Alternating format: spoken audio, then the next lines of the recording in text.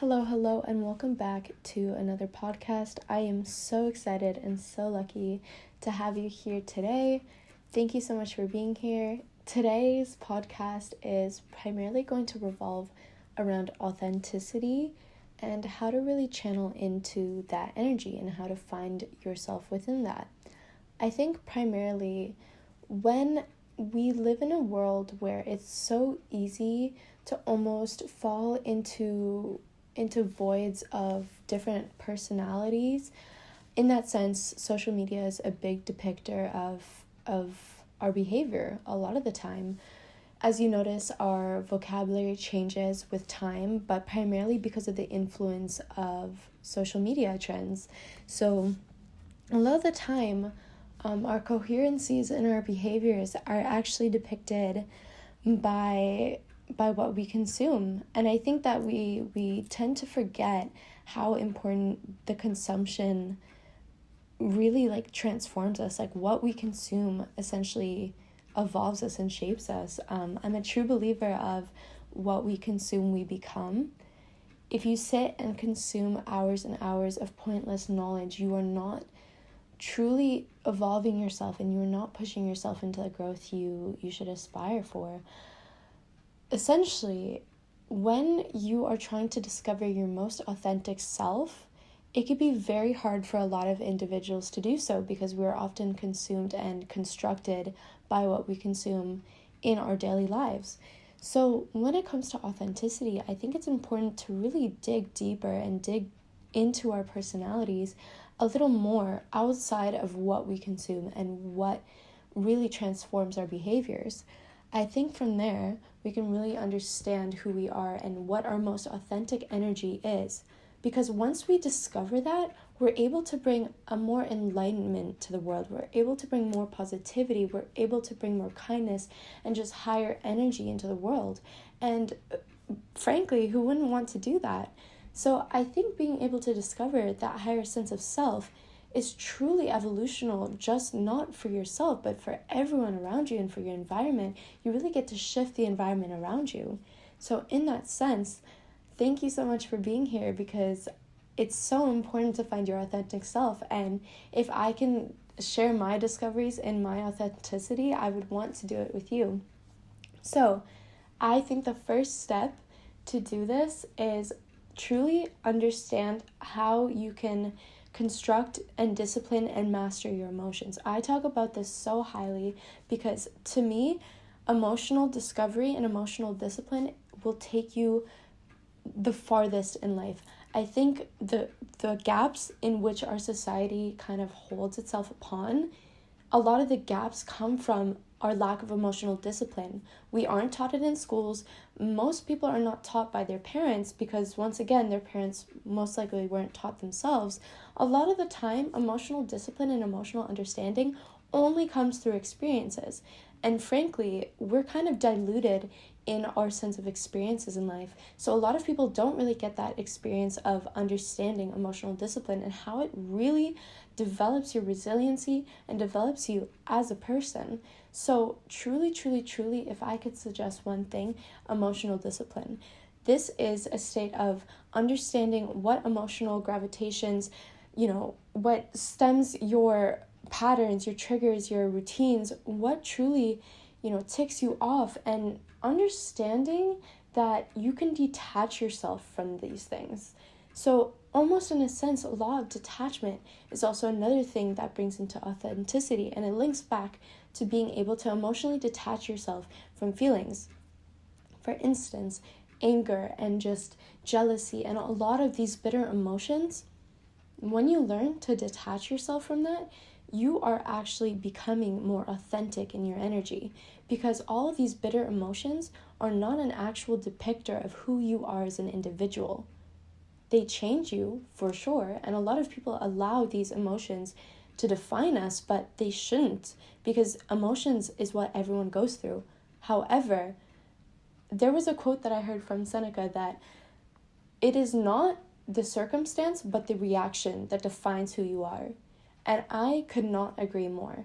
I think that when you display your emotional reactions, it is a depictor of what your psychological thinking is and what your emotional discipline really burdens you with.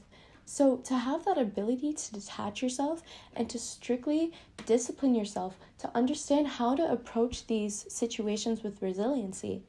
If something happens, it happens. You have to be able to take an approach where you don't let emotions get the best of you, because you start to dilute your own sense of understanding and self-perception, because emotions are they're just very day-to-day things. Your mood and your emotions can happen in a switch of an instant, and it can totally change your vision and change your goals and change your authenticity, because we often don't have that opportunity to see within ourselves.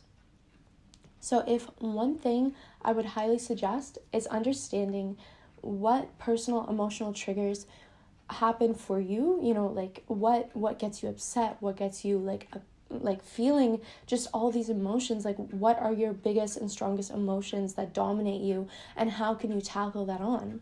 Because I think from that, since everyone's different, once you start to depict what emotions really dilute your authenticity, you have the power to establish a foundation where you can take those weaknesses and develop them as strengths. So it is not by fact the emotion, but it's the reaction. Master emotional discipline.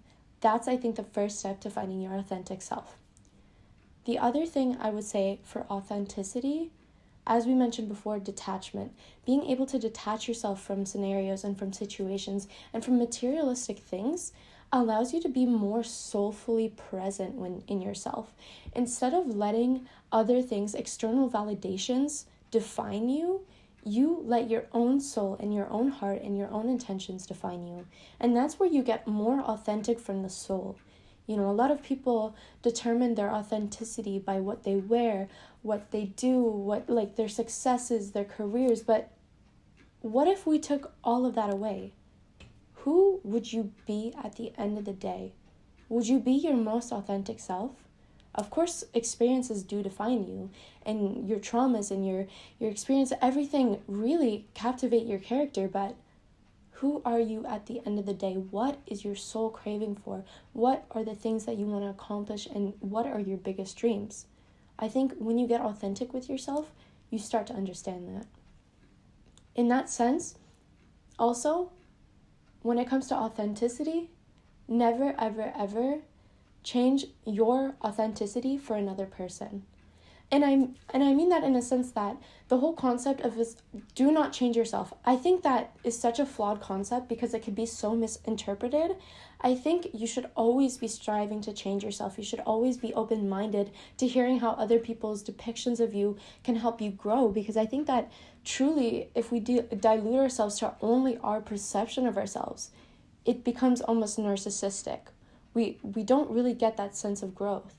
So in that sense, when people say the quote, do not change yourself for another person, I think what they try to refer to is do not change your authenticity for a person.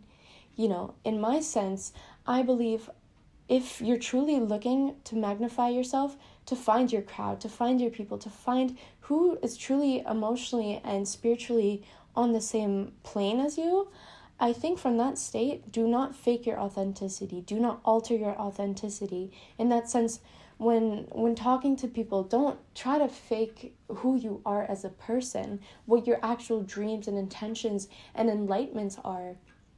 I think in the sense, however, changing yourself is good. If it comes with change that is actually internal versus external, in that sense, internal is being more kind, being more compassionate, being more empathetic. If someone brings the best out of you in that sense, I think you should strive for that change. And I actually would pursue that change and take that growth as development. However, external change, I would say, is like materialistic things, like what we wear, what we like to listen to, what music we like to listen to, what sports we like to watch, all those things external. Do not change those external elements for another person to alter your own perception and your own perception, because once you start altering, you become different versions of yourself that you truly aren't. you truly need to be authentic in yourself and own what you are authentic to. Because once you start owning it, you truly, truly, truly get to be in that state of authenticity. And it's a beautiful thing. It should be truly encaptured and embodied. And I think that we should normalize that more. Another thing I would truly, truly, truly work on when it comes to authenticity is not defining yourself by who you have been, but more of who you're becoming. Because I think being authentic to yourself is owning everything up with responsibility, owning everything up with emotional grace, and understanding and reasoning that everything happens for a reason. That you are grateful and you're embracing of all of these circumstances because they have helped you become who you are becoming. And to get to your higher self, you do have to go through things. You do have to go through challenges, and you do have to embrace those challenges with grace. And being able to own up to it and say, hey, this is exactly what I went through, and this is how I am so proud of how I was resilient through those. You will be more graceful and more grateful in those endeavors and who you are becoming as a person. And I think most of the time, we also tie our values with external elements. For instance, if you lose perhaps AirPods, like if you have AirPods and you lose them, do you think they defined you? Because a lot of the time, our emotional disbursements come from moments of almost sense of loss of identity. When we lose something, for instance, or when something is lost, most of the time, this sense of emotional disbursements come from a sense of lost identity. And that's because we often will tie our emotional identities to external elements and external materialisms. And to be honest, if this is something you resonate with, I don't blame you, because we've been so conditioned and so almost consumeristic in the way we were all raised, simply because that's what the media raises within us and instills within us, that we have to purchase with a sense of identity, that this is going to help change your life, that this is going to be a part of who you are. But when you really do that, we do this subconsciously a lot of the time. We don't even notice. But when you do this, you start tying all these external elements to your identity. And that's when your authenticity becomes more diluted.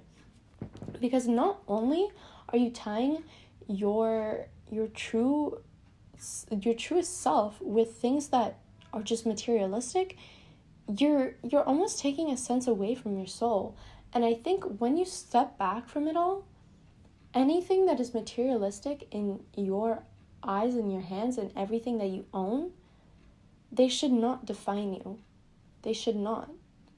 If you lost something so dear to you, but then you took a step back and understood it was just a materialistic item that you could easily replace, then first of all, you not only master the law of detachment, but you also help tame yourself with emotional discipline. Because, for instance, if you lose something, it happens. It happens. Let it go. Law of detachment.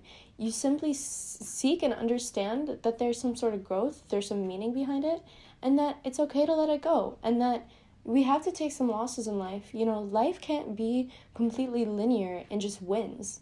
Unfortunately, it would be great if that's what life was, but you have to take your biggest challenges and your biggest almost embracements as something that will help you grow and evolve. I think through that, we can really start to understand our authenticity beyond what we buy and what we consume and what we value, because we kind of put that in a perspective where all of a sudden, instead of the materialistic things, we start seeing what we want through our goals and through our visions. And I think nothing is more authentic than a person that is ambitious about their goals and that is determined by their dreams. Because a person who is seeking to accomplish goals and to reach their dreams are authentic in truly what they want and truly what their soul is calling for. Because when you start to reach and strive to pursue goals, you are not only fulfilling yourself, you're fulfilling your soul, and you're being authentic in what you want and what you desire. And honestly, If your true calling is to pursue a dream and you feel that intuition to pursue something, that is not from the heart and the brain, that is from the soul. And that is something you should follow through with. If you believe something is so right for you and you have the ability to go out there and get it, that is your calling, and that is truly what you need to figure out how to reach it, because that is how you strive for your authenticity. So a person who is seeking to find their authentic selves will take their goals, their dreams, and ambitions and will do whatever it takes to reach it. Because you know what? Nothing is more authentic than a person with goals and dreams and ambitions and has things to do, wants to accomplish things in their life for the soul, not for the materialistic sense of it all. Because a lot of time, people's goals is, oh, I want to be a millionaire. Oh, I want to drive a Lamborghini, or I want to do this and this and this. But how is that fulfilling your soul? Sure, it's fulfilling your ego, and that's fulfilling your sense of identity. But if we took that all away, at the end of the day, who would you be? Who would you be? Are you fulfilling your soul, or are you fulfilling your ego? Because a lot of the time, we confuse the two. And the day we die, when we are all at our deathbeds, because let's be honest and let's be frank, we will all die. It's just reality. We will all die. We will all be on our deathbeds in the same plane of time. In this long-lasting time of universal, just like time length, we are at such a sliver of time. It's practically a blink of a second. We are in that moment, and we will all die together in that same moment in time. That, in the grand scheme of things, won't even really matter. So if you are fulfilling a life that will die in the body that truly does not go with you in another life, because frankly for me, at least personally, I believe in reincarnation. I believe that there is life beyond our own. There is so much more life, and we should strive to go back into our soul, because our soul is just within our body. Our body is designed to kind of be like brain forward and more heart-based, and it's a beautiful thing. It's what keeps us human. But to really go back to the soul, you are living in a sense of understanding that true happiness is an embodiment of the soul and an embodiment of fulfilling our true purpose from the soul. Were we put on this planet, do you think, to all be millionaires? Like, I genuinely want you to think about that. Or was the true goal of being alive and human to just work for a Louis Vuitton bag and die? Sure, it's nice. It's a great goal. It's a great ambition. It's something that fulfills you. But wouldn't you rather say that kindness, compassion, empathy, connection, memories, experiences are truly what the soul's authenticity comes from and is rooted from? I don't know about you, but I know my purpose on this planet is to give love and to give kindness, because that is what my soul craves, and that is what my soul truly endeavors for. And I think being authentic also comes from the fact of healing yourself, of journaling, of doing shadow work, of doing whatever it takes to understand yourself fully, because once you understand yourself fully, you are able to understand your purpose, and you are understanding of your soul and your true values as a person. So finding that authenticity starts truly from looking within yourself. Look at what makes you happy. Look at what makes you not happy. And from that, you can also understand who you were growing up, what things you endured, what things you truly want to take away from this life. Because in the sense of it all, life is long, but also very short. We have a long life ahead of us, and it's beautiful. It's so much embracing it, because you know what? We have so much time to reach our goals. There's so much time to do what we want to do. But in the grand scheme of things, what do you want to leave your legacy by? What do you want to leave your body with? Because our soul will leave this body. This body is truly just a temporary realm for us. Once we leave, do you think you fulfilled your purpose on this planet? Did you help the planet? Were you kind? Were you compassionate? Did you truly live life at the fullest? Reflect on that, because that's where your authenticity lies. So truly find purpose. Really, really, really dig deep to your goals, your ambitions, your dreams, because that is going to also lead you to your purpose. That is going to lead you to who you want to be and who your higher self. And you know what? Your higher self is waiting for you up there. They're waiting. They're watching you. And you know what? To be able to be authentic and see that higher self within yourself will allow you to think more with the soul.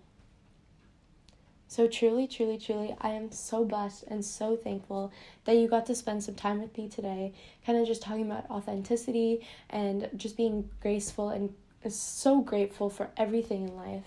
And lastly, I think the last thing I want to take away from authenticity is just be grateful. It never hurts anyone to be grateful. Never, ever, ever. If anything, you become more authentic when you start to realize all the blessings you have in your life and all the things you should be grateful for, because I know damn well that each person has something to be grateful for. So why not really just sit down, look around the room, and see how many blessings you have. How many blessings you have. Because I'm sure if you counted, you'd have plenty. So, as always, thank you so much for being here. I hope everything goes well within your day. Make sure to get in a good walk, go outside. It's very beautiful outside. And of course, drink your 8 cups of water as always, and always be kind. So until the next podcast.